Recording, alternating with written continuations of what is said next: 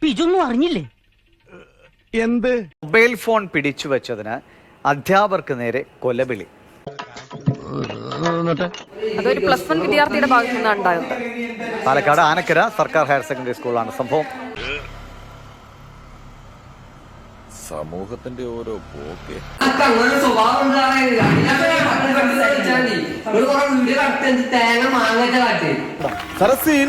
ഞാൻ പറയും ഇന്നതിന്റെ ഉള്ളിലിട്ട്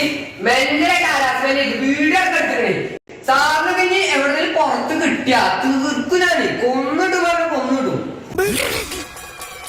ചുമ്മാ പറഞ്ഞായിരിക്കുമല്ലേ? ചുമ്മാ പറഞ്ഞതാ. അയാൾ ശരിക്കും പറഞ്ഞതായിരിക്കും. അയാൾ ചെയ്യുമെന്ന് പറഞ്ഞ ചെയ്തിരിക്കും. നിന്റെ ഫോൺ വേണ്ട, നിന്റെ ഫോൺ വേണ്ട.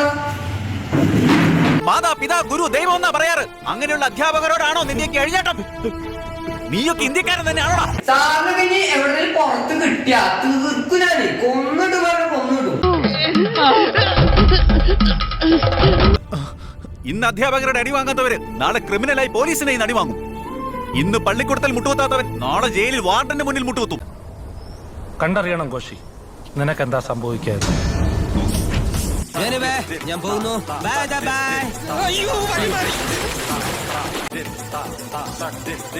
ബൈ.